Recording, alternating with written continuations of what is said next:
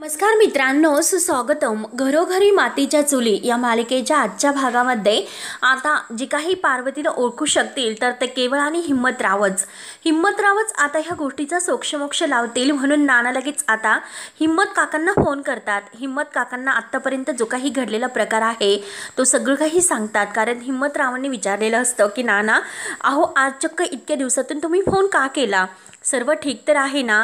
तर नाना म्हणतात की हे बघा, काही ठीक नाही. आणि जे काही मी तुम्हाला आत्ता सांगितले तर ती जी बाई आहे तर ती स्वतःला पार्वती म्हणून घेते आणि ज्या गोष्टी आत्तापर्यंत फक्त तिच्यात आणि माझ्यात होत्या त्या गोष्टीबद्दल सुद्धा तीच खुलासा करते. म्हणजे जे काही कोणत्याच गोष्टी दुसऱ्यांना माहिती नव्हत्या तरीसुद्धा आमच्या दोघांमधील ज्या खाजगी गोष्टी होत्या तर त्या तिला कशा माहिती, म्हणून आता ती स्वतःला पार्वती म्हणते. पण फक्त तुम्हीच आहात की पार्वतीला ओळखू शकताल. त्यामुळे या गोष्टीचा सोक्षमोक्ष लावण्यासाठी तुम्ही लगेच इकडे या आणि तुम्ही त्या बाईला नक्की ती पार्वती आहे की नाही हे ओळखून सांगा. तेव्हा आता हिम्मत काका म्हणतात की अहो असं कसं होऊ शकतं, पार्वती कधीही येऊ शकत नाही. पार्वतीचे काय झालेले आहे आपल्याला सगळ्यांना माहिती आहे. नक्की ती बाई, मी तुम्हाला खात्रीने सांगतो की आपली पार्वती ताई नाही म्हणून.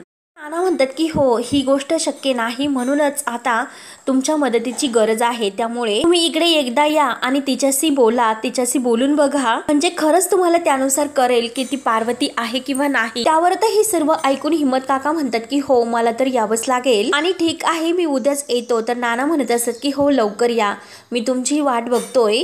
आणि तेवढ्यात आता फोन ठेवत असताना सुमित्रा आत येते आणि सुमित्रा आतमध्ये आल्यानंतर नाना सुमित्राकडे बघत असतात, परंतु सुमित्रा रागानेच नानांकडे बघत असते. तेव्हा नाना आता सुमित्राला म्हणतात की हे बघ, हिम्मतरावांना फोन केला होता, उद्या सकाळीच इकडे येतात आणि ते आल्यानंतरच काय सोक्षमोक्ष या गोष्टीचा ते लावतील. त्यावर आता सुमित्रा म्हणते की हे सर्व करण्याची काय गरज आहे बरं? तेव्हा नाना म्हणतात की अगं सुमित्रा, काय बोलतेस तू? तर सुमित्रा म्हणते की हे बघा, मी कुठे कमी पडले तुम्हाला आतापर्यंत तुमच्या बरोबर संसार करण्यामध्ये. तेव्हा नाना म्हणतात की सुमित्रा, अगं तू काय बोलतेस? तेव्हा सुमित्रा म्हणते की हे बघा, मी जे काही बोलते ते खरं बोलते, चुकीचं काहीही बोलत नाही. यापुढे मी कायम तुमच्या सोबत असेल आणि आहे सुद्धा. म्हणून काय गरज आहे त्या बाईला घरात घेऊन घेण्याची? आजपर्यंत सगळं काही व्यवस्थित मी केले, मुलं वाढवली, सगळं काही व्यवस्थित केले, पण तरी सुद्धा तुम्हाला आता त्या बाईवर इतका विश्वास ठेवण्याची काय गरज आहे आणि तिला घरात घेऊन ठेवण्याची काय गरज आहे? त्या बाईला घरात घेण्याची आयत्या पिठावर रेगोट्या मारायला का? तेव्हा नाना म्हणतात की अगं हे बघ सुमित्रा, तर खरंच ती बाई पार्वती असेल तर. तेव्हा आता सुमित्रा विचारते की असेल तर म्हणजे याचा अर्थ काय होतो आणि काय हो तर काय, काय तर काय? तेव्हा आता नाना म्हणतात की अगं म्हणजे हे पग गोष्टी बदलतील. सुमित्रा विचारते की सुमित्राला रागच आलेला असतो की कशा बदलतील म्हणून. तेव्हा आता नाना म्हणतात की अगं सुमित्रा, तू असं कसं विसरू शकतेस? हे जे वैभव आहे ना तर ते पार्वती आणि तिच्या वडिलांचं होतं. मी त्यांच्याकडे काम करत होतो आणि आमचं लग्न झाल्यानंतर तिच्या वडिलांनी ते सगळं काही माझ्याकडे सोपवलं आणि जेव्हा पार्वती गेली तेव्हा जाताना हे सगळं तिने तुझ्याकडे सोपवलं. हे सगळं तू विसरलीस का? तेव्हा आता सुमित्रा वैतागूनच म्हणते की अहो हे सगळं मी कसं विसरेल, सगळं काही लक्षात आहे हो माझ्या. आणि हे बघा, आहे त्या गोष्टीमध्ये आपण समाधान मानलं नाही ना मानलं, आपण कष्ट करून जे होतं त्यात वाढ केली, पैशाची, नात्याची आणि सुखांची, कष्ट करून जे होतं त्यात आणखीन वाढवलं ते. म्हणून एक गोष्ट लक्षात घ्या की आपला संसार त्यांच्या जीवावर नाही झालेला, आपण सुद्धा कष्ट केलेतच. एक गोष्ट लक्षात घ्या की आपण कोणाचेही मिंदे नाहीत, ना पार्वती ताईंचे आणि ना त्यांच्या वडिलांचे. तेव्हा आता नाना म्हणतात की अगं मी कुठे काय म्हणतो? तर सुमित्रा म्हणते की हो ना, तुम्ही तर नाही म्हणतच नाही, परंतु जे तुम्ही म्हणायला हवं आहे तेच तुम्ही नाही म्हणत. तर नाना म्हणतात की हे बघ सुमित्रा, तू काही इतकं टेन्शन घेऊ नकोस. सुमित्रा आता ऐकायला तयार नसते. सुमित्रा म्हणते की हे बघा, तुम्ही आता एकही शब्द बोलू नका, ती पार्वती नाही ती बाई, असा माझा ठाम विश्वास आहे. आणि त्या बाईला तुम्ही दुसरी संधी देतात, तुम्हाला नाही पटणार. परंतु हे बघा, जेव्हा उद्या जे काही हिम्मतराव येतील तेव्हा आज माझं जे म्हणणं आहे तर ते तुम्हाला नाही पटत, परंतु ते आल्यानंतर उद्या ते जे काही बोलतील ना त्यावर तुमचा विश्वास बसेल आणि तेव्हाच कळेल की खरं काय आणि खोटं काय. त्यामुळे आता आपण आपल्यात काहीच बोलायला नको, तेव्हाच आपण बोलूयात. नाना म्हणतात की हे बघ सुमित्रा, अगं माझं जरा ऐकून घे. सुमित्रा आता एकही शब्द ऐकून न घेता डायरेक्ट रूमच्या बाहेर येते. नाना सुमित्रा करत असतात. तेवढ्यात सुमित्रा बाहेर आल्यानंतर समोरून जानकी आलेली असते. ती नानांच्या रूममध्ये जात असते. तेव्हा आता जानकी ही आईंना बघते आणि म्हणते की आई, परंतु आता सुमित्रा इतकी भडकलेली असते। सुमित्रा म्हणते की हे बघ, एकही शब्द जानकी तू बोलू नकोस। एक गोष्ट लक्षात ठेव की या अगोदर या घरात जे काही क्लेश होते तर ते आपल्या दोघींनी मिळून काही सोडवले होते। पुन्हा जानकी तू नवीन एक वादळ आपल्या घरात घेऊन आलीस। जर तू त्या बाईला या घरामध्ये घेऊन आली नसती तर ह्या वादाला निमित्त झालं नसतं। त्यामुळे हे जे काही केलंस ना त्या सगळ्याला तूच जबाबदार आहे। म्हणून सुमित्रा आई आता रडतच जानकीवर खूप रागवतात। त्या जानकीला चांगलंच धमकावतात। जानकीला म्हणतात की हे बघ, एका आठवड्याच्या आतमध्ये हे सगळं काही तू निस्तर, नाहीतर हे बघ। जानकीचं काही एक ऐकून न घेता आता लगेच सुमित्रा रागाने तिथून निघून जाते। तेव्हा मात्र आता जानकी ही रडतच नानांच्या रूममध्ये येते, नानांजवळ बसते। नाना म्हणतात की जानकी, तेव्हा आता जानकी आपल्या डोळ्यातील पाणी पुसते आणि म्हणते की नाना हे बघा, आई माझ्याशी नाही बोलत, माझ्यावर खूप रागवलेल्या आहेत, खूप चिडल्यात, खरंच त्या खूप दुखावल्या, मी काय करू ते सांगा, त्यांचा अबोला मला नाही सहन होत। तेव्हा आता नाना जानकीला समजवतात। नाना म्हणतात की हे बघ जानकी, तिची मनस्थिती ठीक नाही, तू तिचं इतकं मनावर घेऊ नकोस। तेव्हा आता रडतच जानकी म्हणते की हो नाना, मला हे सर्व काही कळतंय, परंतु किती काही झाले तरी नाना हे जे काही सुरू आहे ना हा त्रिढा लवकरात लवकर सुटायला हवा। नाना म्हणतात की हो लवकरच सुटेल, आणि हे बघ मी आत्ताच हिम्मतला फोन केला होता, तो उद्या सकाळपर्यंत येतोय। तेव्हा आता तेच त्या बाईला बघतील आणि सांगतील ती खरी पार्वती आहे किंवा नाही। तेव्हा जानकी म्हणते की हो ना नाना, अगदी तसंच झालं पाहिजे। नाना म्हणतात की हो सगळं काही ठीक होईल जानकी, तू काही टेन्शन घेऊ नकोस। तेव्हा आता जानकीला थोडासा आधार मिळतो। जानकी आपल्या डोळ्यातील पाणी पुसते। तर सुमित्रा आता इकडे पायऱ्या चढून वर जात असते तर अगदी लताबाई सुद्धा त्याच वेळेस वरून येते। तर सुमित्रा रागाने तिच्याकडे बघत म्हणते की हे बघ, मला अगोदर वर जाऊन दे। तर लताबाई सुद्धा काही कमी नसते। लताबाई म्हणते की हे बघ, मला अगोदर खाली जाऊन दे। तेव्हा सुमित्रा रागाने तिला म्हणते की बाजूला हो। तर लताबाई म्हणते की नाही होणार। सुमित्रा म्हणते की हे बघ, हे घर माझं आहे। तर पार्वती म्हणजे ही लताबाई म्हणते घर माझं सुद्धा आहे, आणि खरं तर हे घर माझंच आहे असं लताबाई म्हणते। तर सुमित्रा डोक्याला हात लावून म्हणते की हे बघ, मला तुझ्याशी वाद नाही घालायचा। पार्वती म्हणते की मला मुद्दा सोडायचा नाही। तेव्हा आता सुमित्रा म्हणते की हे बघ, बऱ्या बोलाने तू इथे जाते की नाही। तेव्हा आता ही लताबाई म्हणते की मी इथून जाण्यासाठी नाही आलेले, आणि तेवढ्यात जानकी बाहेर येते। आता ह्या दोघींचं जे काही भांडण सुरू आहे तर जानकी ते सर्व काही बघते आणि काय झालं असं विचारते। तेव्हा आता लगेच पार्वती ही लताबाई आहे ना ती मुद्दाम आता जानकीला म्हणते की बघ ना अगं जानकी, कसा आडमुठेपणा ही बाई करते। सुमित्रा आता रागाने ह्या लताबाईकडे बघत असते। असली ही जबरदस्ती, ही बाई मला खाली जाऊन देत नाही। म्हणजे अगं ट्रेनमध्ये जेव्हा आपल्याला चढायचं असतं तर जो उतरणारा असतो तर तो अगोदर उतरत असतो आणि चढणारा हा नंतर चढत असतो। त्यावर आता सुमित्रा म्हणते की रेल्वेचा डब्बा नाही हा माझं घर आहे, माझ्या मनाला जे काही हवं आहे ते करील, तुला इथे जबरदस्ती करण्याची कोणताही हक्क नाही। तेव्हा आता लगेच लताबाई म्हणते की अगं हे घर पार्वतीच आहे, हे तू विसरली वाटतं। तेव्हा लगेच आता सुमित्रा म्हणते अगं हे सगळं मला मान्य आहे, परंतु हे बघ तू पार्वती नाही, अगं तू तर एक खोटारडी बाई आहे। तेव्हा मात्र आता ही पार्वती अगदी जनक्याचं म्हणते की जायचं असेल तर जा। तेव्हा सुमित्रा एका बाजूने जाते आणि ही पार्वती म्हणजे ही लताबाई दुसऱ्या बाजूने खाली उतरते। आता सुमित्रा वर जात असते आणि तेवढ्यात ही जी काही नाटकी लताबाई असते तर ती पाय घसरण्याचं नाटक करून जोरात आई ग असं ओरडते। तेव्हा जानकी लगेच आता तिला धरते आणि म्हणते की अगं तुम्ही लागलं तर नाही ना, जरा हळूच चालायचं होतं, काही तुम्ही बऱ्या आहात ना, म्हणून जानकी आता तिला सावरते। तेव्हा आता लगेच ही पार्वती म्हणजे ही लताबाई आहे ना ती मुद्दाम जानकीच्या लगेच अगदी गालांना हात लावते आणि अगदी गुणाची ग माझी सून म्हणून आता जानकीची दृष्ट काढते। तेव्हा सुमित्रा आता हे सर्व दृश्य रागानेच बघत असते। लताबाई आता म्हणते की हो ना अगं जानकी, या वयामध्ये लेकी सुनांचीच आधाराची गरज असते, आणि बरं झालं अगं जानकी तुम्हाला सावरलंच, नाहीतर या सुमित्राने माझं काय केलं असतं कुणास ठाऊक। तेव्हा आता सुमित्रा ही रागाने बघतच असते, कारण ही लताबाई जे काही बोलते ते अगदी खोटं बोलत आहे। तेव्हा मात्र आता सुमित्राला भलताच राग येतो आणि जोरात आई ग असं ओरडण्याचं नाटक करून खूप दुखतंय असं ती जानकीला दाखवते। जानकीला आता बिचारीला माणुसकीचा असा तिचा धर्म असतो, ती लगेच म्हणते की दुखतंय का, आणि लगेच ती आता त्या लताबाईच्या हाताला धरते आणि तिला तिथे खाली बसवते। सुमित्राला मात्र बिचारीला आता हे सर्व बघून इतका राग येतो, परंतु आता मात्र हिम्मत काका इकडे विचार करत असतात. त्यांना आता इतकं टेन्शन आलेलं असतं की पार्वती परत आलीच कशी. जेव्हा मी तिला माझ्या डोळ्यांनी बघेल, त्या बाईला जेव्हा मी बघेल तेव्हाच खरं काय आहे ते कळेल. तेव्हा मात्र आता ऐश्वर्याने हिम्मत काकांना मारण्यासाठी तेथे गुंड पाठवलेले असतात. तेव्हा दरवाजा वाजतो आणि ते गुंड आत शिरतात. तेव्हा मात्र आता हिम्मत काका म्हणतात की इतक्या रात्री कोण आलं असेल बरं. तेव्हा लगेच आता असं म्हटल्यानंतर ते गुंड आत येतात आणि हिम्मत काकांना चांगली मारपीट करायला ते सुरुवात करतात. आता हिम्मत काकांना अगदी ते किडनॅप करून तेथून घेऊन जातात, त्यांच्या अंगावर कापड टाकतात. तर हिम्मत काका ओरडत असतात की तुम्ही कोण आहात, मला सोडा, कोण आहात तुम्ही. तेव्हा ते गुंड ते शेवटी त्यांना तेथून घेऊन जातात. त्यानंतर आता इकडे घरी सर्वजण हिम्मत काका केव्हा येतात याची वाट बघून असतात. हिम्मत काकांनी जो टायमिंग दिलेला असतो तरी सुद्धा अजूनपर्यंत हिम्मत काका तेथे काही आलेले नसतात, कारण ऐश्वर्याने अगोदरच त्यांना किडनॅप करून नेलेले असते. त्यावर आता आजी तोंड चोपडेपणा करत म्हणत असते की हो, जेव्हा तो हिम्मतराव येईल ना तेव्हा आपोआप ही बाई आता घर म्हणजे निघून जाईल या घरातून.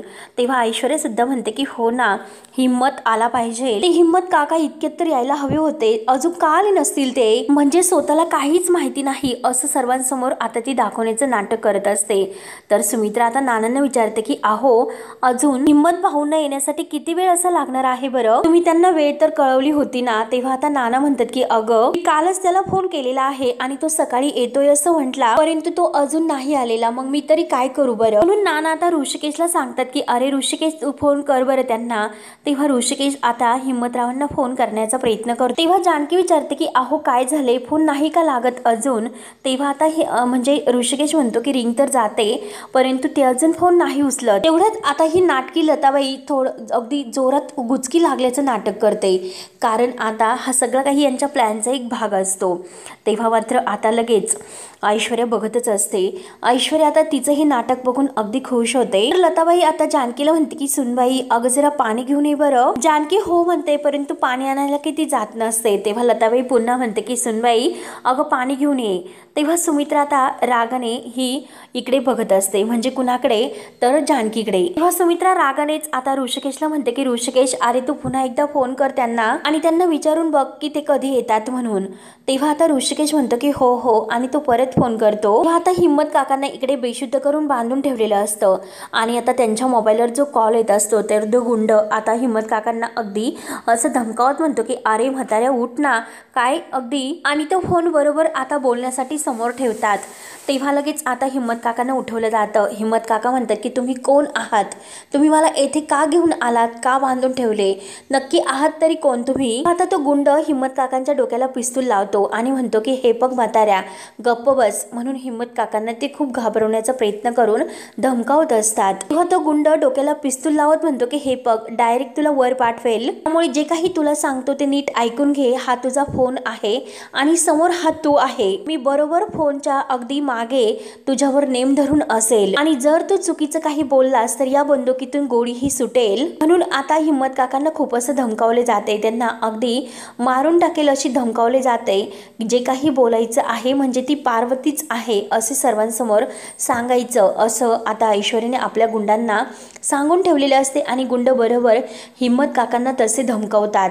हिम्मत काका बिचारे खूप घाबरतात, त्यांना आपला जीव वाचवायचा असतो. हिम्मत काका घाबरतच विचारतात की अहो पण नक्की असं काय करायला तुम्ही सांगणार आहात. तेव्हा आता तो गुंड म्हणतो की हे बघ, जास्त काही करायचं नाही, तुझ्या फोनवरून फक्त व्हिडिओ कॉल करायचा आहे आणि तुझ्या समोर जी बाई येईल ना तर ती पार्वती आहे असे तुला दाखवायचं आहे, आणि जर तू हे सर्व नाही म्हणला तर तुझी खऱ्या पार्वतीकडे रवानगी होईल.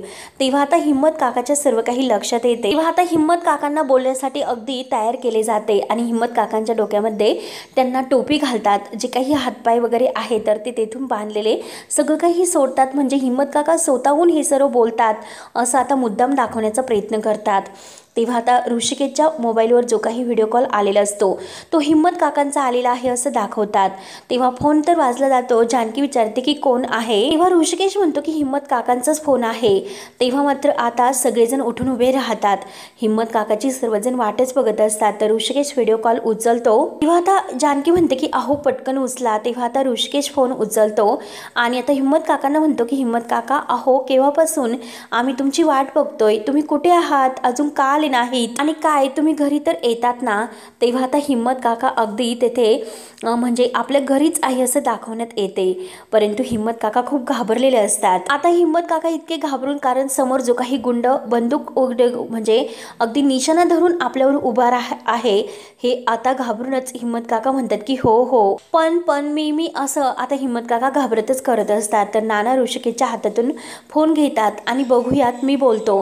तेव्हा आता नाना हा व्हिडिओ कॉलवर बोलायला सुरुवात करतात. नाना विचारतात की अरे हिम्मत तू कुठे आहेस, केव्हाची तुमची वाट बघतोय. तेव्हा आता हिम्मत काका घाबरतच येणार होतो असे म्हणतात. परंतु आता सारंग हा ऐश्वर्याकडे बघतो. तेव्हा ऐश्वर्या सारंगला अगदी सगळं काही व्यवस्थित ठीक होईल असं आपल्या डोळ्यांनी इशारा करून सांगते.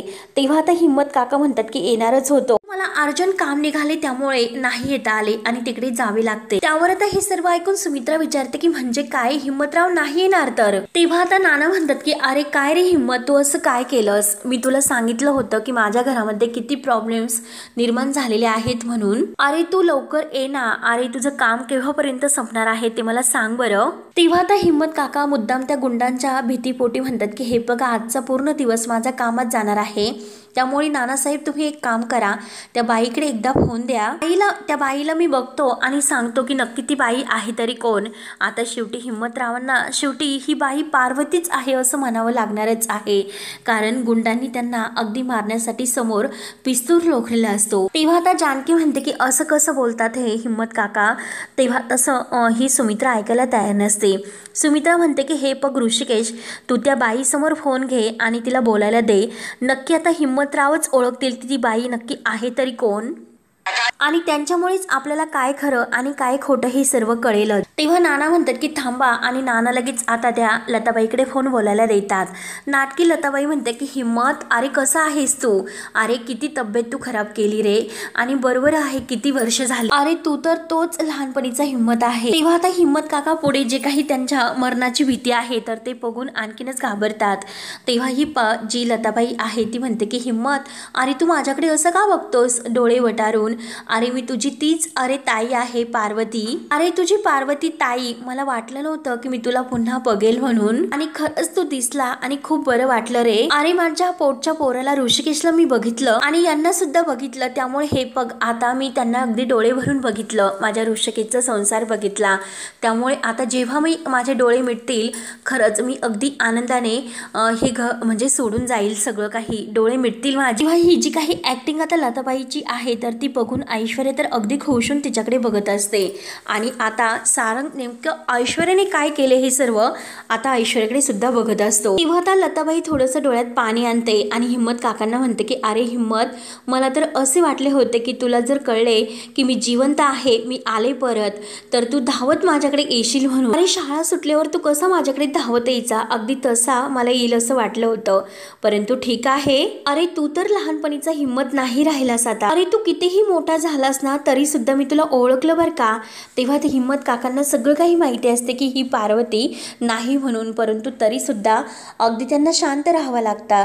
ते अगदी घाबरून गेलेले असतात. जे पार्वती म्हणजे ही लताबाई बोलत आहे ते अगदी नाही म्हणजे असं त्यांना म्हणता येत नाही. शेवटी आता हीच बाई पार्वती आहे तर ही दुसरी बाई आहे असं सुद्धा त्यांना म्हणता येत नाही. तेव्हा आता लताबाई हिम्मत काकांना विचारते की अरे तू मला तर ओळखलंस ना, तुझ्या ताईला तू ओळखलंस का. तेव्हा आता हिम्मत काका घाबरतच म्हणतात की हो हो पण तू. तेव्हा लगेच आता सर्वांनी हे ऐकल्यानंतर आश्चर्याचा एक धक्का बसतो. हिम्मत काका खरं बोलणार असत की तू पार्वती नाही म्हणून, परंतु समोर जो काही आता तो गुंड ऐश्वर्याचा पिस्तूल रोखून उभा राहिलेला आहे त्यामुळे हिम्मत काका आणखीनच घाबरतात. तेव्हा मात्र जानकी आता हिम्मत काकांना म्हणते की हिम्मत काका अहो तुम्हाला काही बोलायचं आहे का, येथे सगळेजण आहेत, बोला ना हिम्मत काका, तुम्ही यांना ओळखलत का. तेव्हा आता हिम्मत काका काही उत्तर देत नसतात. तेव्हा आता हिम्मत काका घाबरूनच आता सगळ्यांना एक प्रकारचा एक मोठा धक्का देतात आणि आता सांगतात की हे बघा ही माझी मानलेली बहीण पार्वतीच आहे, ही पार्वतीच आहे असं जेव्हा म्हणले जाते तेव्हा जानकीला खूप मोठा धक्का बसतो. परंतु हा लताबाईचा ऐश्वर्याचा आणि सारंग आजीचा चेहरा मात्र खूप असा खुलतो. जे काही होत आहे तर ते सगळं त्यांच्या प्लॅनप्रमाणे होत आहे, परंतु बाकी सर्वांना एक धक्का बसलेला असतो आणि सुमित्राला सुद्धा. सगळे रणदिवे कुटुंब आता हादरून गेलेले असतं. रणदिव्यांचं हे घर एक मोठा भूकंप झाल्यासारखं आता हे धक्का बसलेला असतो. तेव्हा मात्र आता सारंग ह्या ऐश्वर्या आजी यांच्याकडे बघत असतो आणि लताबाईकडे सुद्धा। तेव्हा आता सगळ्यांना एक प्रकारचा एक जोरात धक्का बसलेला असतो।